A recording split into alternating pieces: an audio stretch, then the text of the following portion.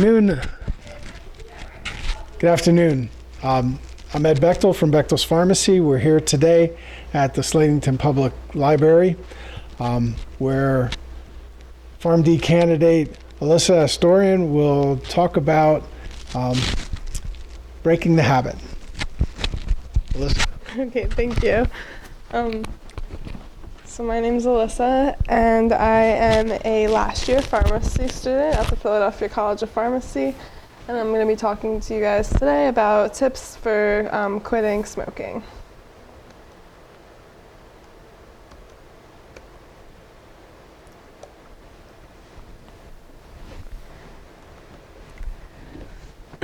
So by the end of my presentation, you will be able to identify the forms and trends of tobacco use, discuss consequences of tobacco use, explain why e-cigarettes are not an effective quit aid, and describe the FDA-approved quit aids. So the forms of tobacco use, previously the most popular has been cigarettes and cigars. But in the recent years, we've seen that the use of these products have decreased with the introduction of electronic vapes. These have been growing more popular since they came out, and actually in 2019, a fifth of high schoolers were using these e-cigs regularly. And they can have the same harmful effects as cigarettes, so it's very important that we stop this trend, especially in our youth population. Another form of tobacco is chewing tobacco, and this can be more discreet as people usually pocket it on the side of their mouth, but it also can become not discreet when they spit it out because you can't swallow this tobacco. And then the last form of tobacco is hookah pipes. These can be bought for recreational use, or you can use them in lounges, and they're referred to as hookah lounges. And they work by burning the tobacco with a flavor at the top, and then inhaling the smoke through the pipes. And multiple people can inhale at the same time, which is why it's popular for groups. The FDA conducted a national youth tobacco survey in 2022, and it was found that more than 3 million middle and high school students were currently using any tobacco product, but most of them, specifically more than 1 in 4, were using e-cigarettes every day. These were described as disposables that they would buy at a smoke shop or gas station and use it until it runs out, and then they would throw it away. And these flavors would be very appealing, like fruit or candy or desserts. Now, like I said, it's very important that we stop our youth population from smoking. 9 out of 10 adults who smoke today started before they were 18 years old. And smoking directly causes over 400,000 deaths annually. And that's the size of 7 football stadiums, so that's why I have that picture up there. So annually, smoking is killing 7 football stadiums worth of people. And then secondhand smoke also causes over 41,000 deaths of non-smokers and of infants. So as this became more of a problem in the recent years, the FDA has passed a new law referred to as Tobacco 21 or T21. So in December of 2019, the minimum age to buy tobacco products was raised from 18 to 21 years old, and this was placed into effect immediately. So the FDA then sent out some tools for those locations that sell tobacco products to verify that people are of age to buy. And you might have seen these before. This is our watch age calculator, and then there's also an app that cashiers can use to verify the birthday. And then of course now scanning the license also verifies that they are of age. So some harms of tobacco use. I said some noticeable right away. You'll see like some mouth, the tooth discoloration, some gum infections. The breath will not be pleasant, foul breath, and you will be coughing with your cigarettes. So coughing and shortness of breath is very commonly seen. A little less commonly is loss of eyesight, but this does happen. Smoking tobacco can lead to blindness, and if you smoke while you're pregnant, it's also a high risk of causing birth malfunction, like birth deformations. I don't know why malfunctions is on there, I'm sorry. Deformations of the baby and maybe even death. It's more silent, not noticeable right away, but like I said, it is the #1 cause of preventable death. It can cause heart disease, strokes, COPD, a lot of cancers that I have listed, basically your whole body. And these cancers may not be caught right away until they're too late. So again, the most common cause of preventable death. Electronic cigarettes, a very new thing.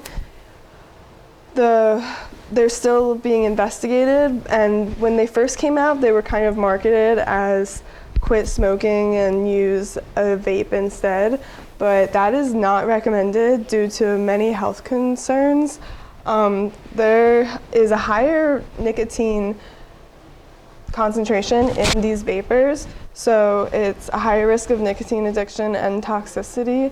Toxicity can lead to nausea, vomiting, diarrhea, passing out, increased heart rate, can cause heart attack.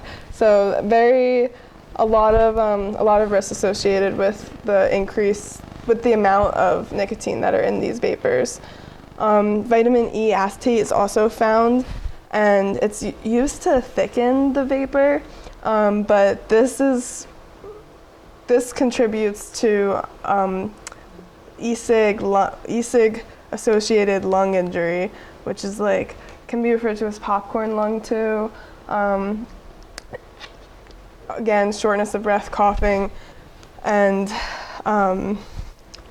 doesn't have, it will kill you, like that lung injury.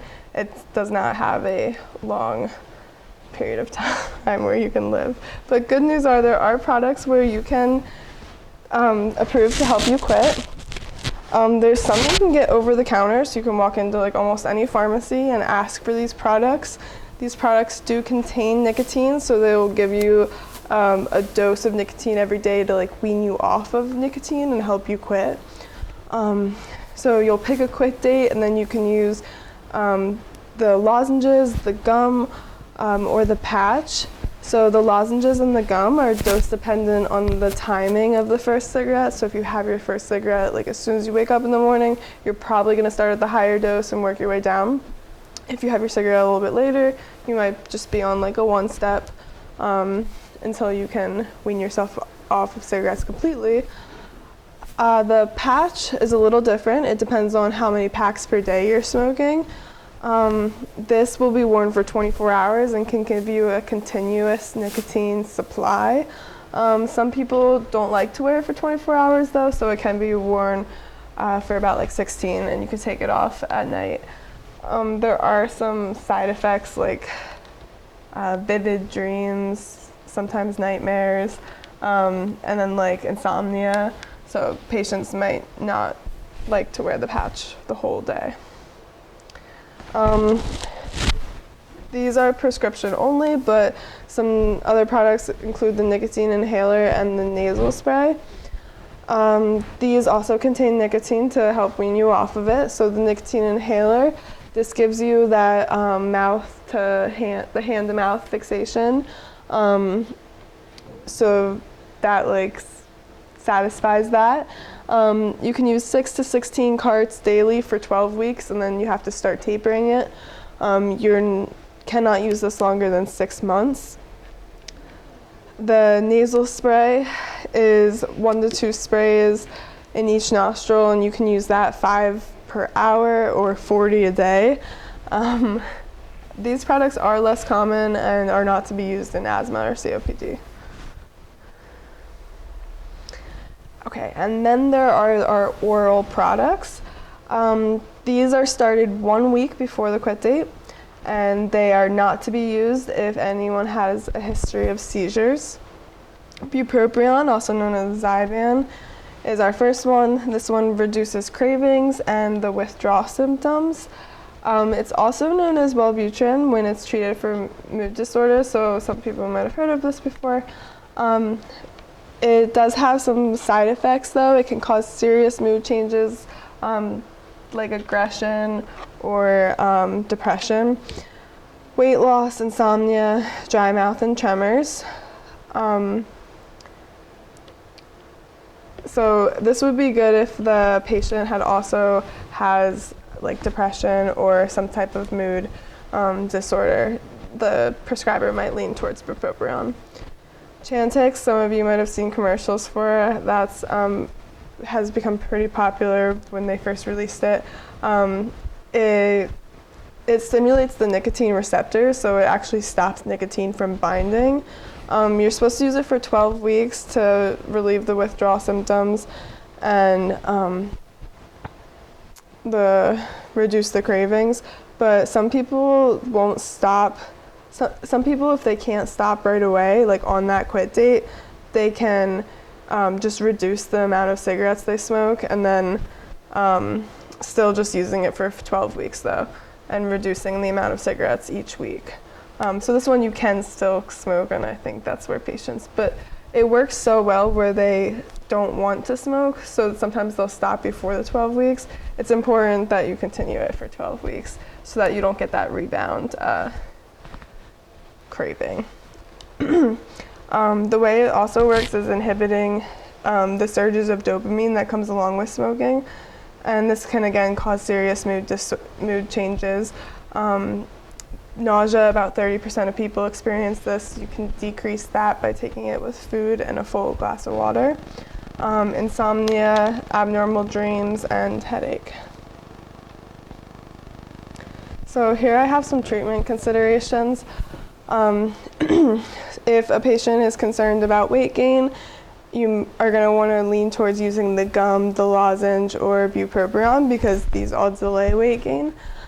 If the patient has depression, like I said, bupropion would be the way to go. If you have dentures or false teeth, you want to avoid the gum. Asthma or COPD, you want to avoid that inhaler or the nasal spray. Skin conditions such as eczema or psoriasis, you want to avoid that patch. And seizures, you want to avoid both the oral medications, bupropion and Chantix. So some non-pharm therapy that I have. First is to avoid the triggers if possible. For some people, this might be a party or a bar scene. So when there's alcohol involved, that you might want to smoke a cigarette. You want to avoid these triggers. I've heard of another one where a guy would stop at the same gas station for his coffee and his pack of cigarettes every morning. And when he quit, he just avoided the gas station and would get his coffee at home and never have to stop to buy cigarettes. So these triggers, avoiding these triggers can greatly help quit.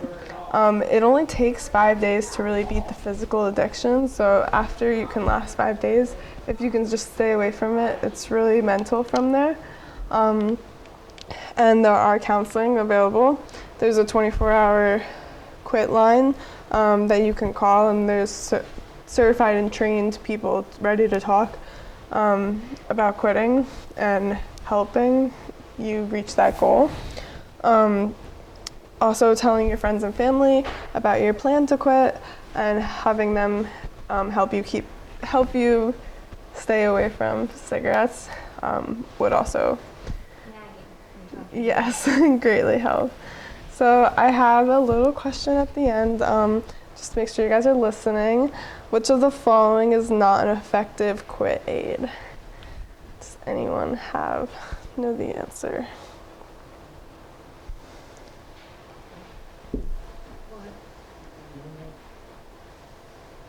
E-cigs. Yep, that's correct. D, e-cigs. So e-cigarettes are not approved as a quit aid, even though they are very popular.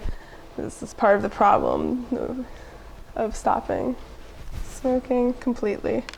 Thank you for listening to me today, and these are my resources. Does anyone have any questions? Did you put all the slides together? Yes. Well done. Thank you. Well done. Except for that one word. I tried to read through everything to make sure it was all spell check.